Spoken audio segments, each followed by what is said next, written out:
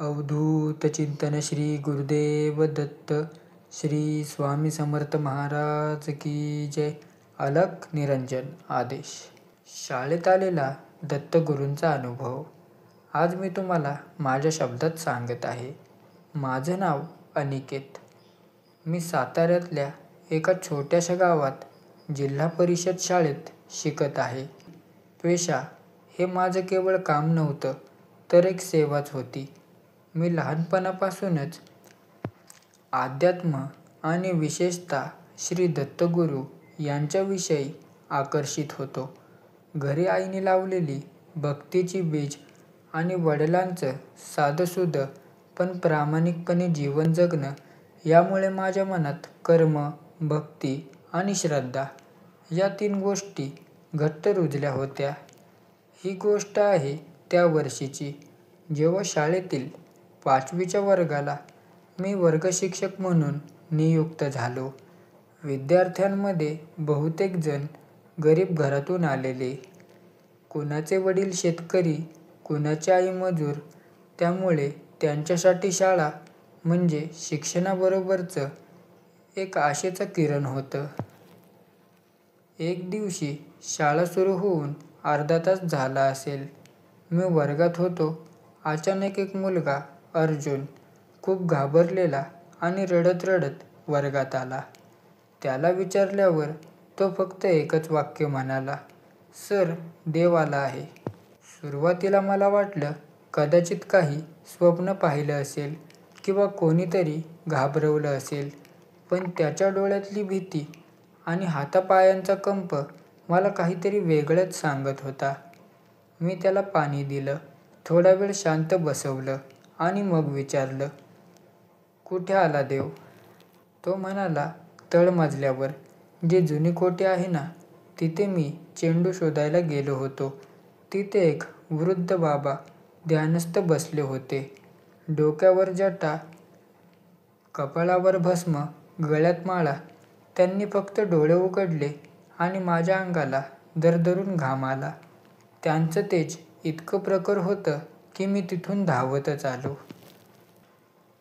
मी थोडा विचारातच पडलो, कारण शाळेच्या त्या खोलीत गेल्या काही वर्षांपासून कोणीच राहत नव्हतं. ती एका कोपऱ्यात होती. कुणी फारसे तिकडे जायचे नाही. मी 2-3 शिक्षकांना बोलावलं. अर्जुनला घेऊन आम्ही सगळे त्या खोलीकडे गेलो. हळूहळू पायऱ्या उतरून आत गेलो. खोली अगदी निवांत आणि थोडी अंधारलेली होती. पण आश्चर्य म्हणजे खोलीच्या मध्यभागी खरंच एक वृद्ध बाबा बसले होते. त्यांच्या चेहऱ्यावर विलक्षण शांतता होती. त्यांच्या आजूबाजूला मंद चंदनाचा सुवास दरवळत होता. त्यांनी डोळे उघडले आणि एक गूढ पण प्रेमळ हास्य त्यांच्या चेहऱ्यावर उमटलं. माझ्या मुखातून सहजच बाहेर आले, "श्री गुरुदेव दत्त."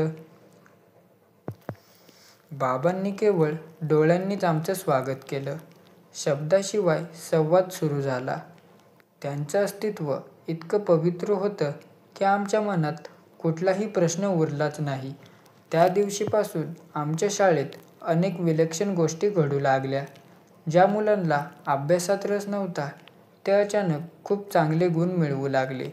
शाळेच्या फुलबागेत जी झाडं कोमेजलेली होती ती पुन्हा फुलू लागली. गावातल्या काही रुग्ण मुलांना बरे वाटू लागले. लोक हळूहळू बोलू लागले, "त्या शाळेत काहीतरी विशेष आहे." काही पालक तर म्हणू लागले, "त्या शाळेत दत्तगुरूंचं वास्तव्य आहे."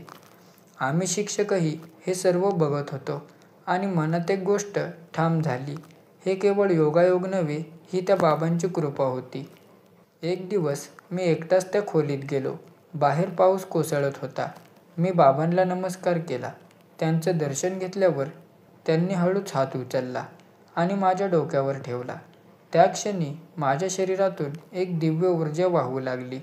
मन इतकं शांत झालं की डोळे आपोआप मिटले गेले.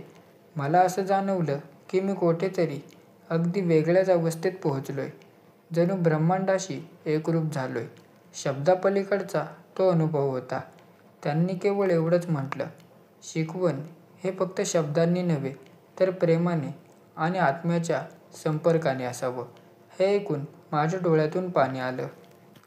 असेच काही आठवडे गेले. एक दिवस आम्ही पाहिलं की ती खोली पूर्ण रिकामी आहे. बाबा तिथे नव्हते. ते जसे अचानक आले होते तसेच अचानक निघूनही गेले होते. पण त्यांचं अस्तित्व, त्यांची ऊर्जा, त्यांची शिकवण आमच्यासोबतच राहिली. मुलांचं वागणं, अभ्यासातील बदल, शिक्षणाचा दृष्टिकोन सगळं बदलत होतं. त्या वर्षी आमच्या शाळेतल्या जिल्ह्यातून सर्वोत्कृष्ट शिक्षक संस्थेचा पुरस्कार मिळाला. ग्रामीण भागात असतानाही आमच्या शाळेच्या निकालात 100% मुलं उत्तीर्ण झाली. विशेष म्हणजे त्या मुलांमध्ये अर्जुन प्रथम क्रमांकाने पास झाला, जो आधी अभ्यासात अगदी मागे होता. अर्जुनने मला एकदा विचारलं, "सर, दत्तगुरू खरंच आले होते ना?" मी त्याच्या डोक्यावर हात ठेवत म्हणालो, "हो, ते आपल्याला दिशा दाखवायला आले होते. आता ते आपल्यातच आहेत." निष्कर्ष: हा अनुभव माझ्या आयुष्यातील एक अमूल्य ठेवा आहे. श्री दत्तगुरू हे केवळ मंदिरात नव्हे तर श्रद्धा आणि सेवेमध्येच प्रकट होतात. त्यांनी माझ्या शाळेत येऊन दाखवून दिलं की हे शिक्षण फक्त किताबी ज्ञान नसून प्रेम, श्रद्धा, आत्मिक उन्नतीसाठी माध्यम असतं. आजही जेव्हा मी त्या खोलीकडे पाहतो तेव्हा मला एक मंद सुगंध जाणवतो आणि डोळे आपसूक मिटतात. मनात एकच मंत्र घुमतो, दिगंबरा दिगंबरा श्रीपाद वल्लभ दिगंबरा. तुमचा एखादा अनुभव असेल तर डिस्क्रिप्शन बॉक्समध्ये ईमेल ID लिहिलेला आहे.